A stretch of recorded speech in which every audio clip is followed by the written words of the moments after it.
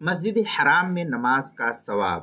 چنانچہ مکہ معظمہ میں قیام کے دوران حتی الامکان یہ کوشش ہونی چاہیے کہ مسجد حرام کی کوئی نماز فوت نہ ہونے پائے، اس لیے کہ مسجد حرام میں مردوں کے لیے فرض نماز پڑھنے کا ثواب دیگر مسجدوں کی 1,00,000 اور ایک روایت کے اعتبار سے 10 کروڑ نمازوں کے برابر ہے، لہذا اس عظیم ثواب سے انسان کو محروم نہیں رہنا چاہیے۔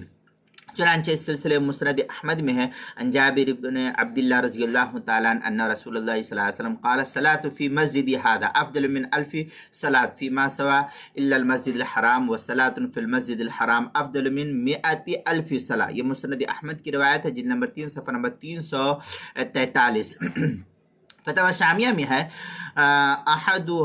احداہا ان الصلاة فی المسجد الحرام تفضل على الصلاة بمسجد المدینہ ب100 صلاة، الثانیہ ب1000 صلاة، الثالث ب100,000 صلاة۔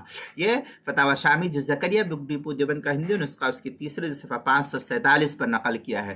غنیۃ الناسک میں ہے، ومن اہم ما ينبغي للحجاج وغیرہ اللہ تفوتہ الصلاة فی المسجد الحرام۔ اس طریقے کی عبارت غنیۃ الناسک صفحہ 141 پر نقل کیا ہے۔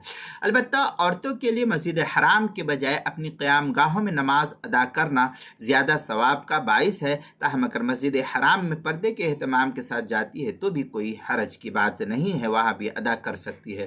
چنانچہ غنیۃ الناسک میں ثم هذا المضاعفہ تختص بالفرائض عندنا وقضا ہی فی حق الرجال دون النساء کما حققہ فی الفتح۔ غنیۃ الناسک صفحہ 142 پر اس کو نقل کیا گیا ہے۔ اور کتاب المسائل کی تیسری جلد صفحہ 223 اور 224 پر اس کو نقل کیا، عنوان ہے مسجد حرام میں نماز کا ثواب۔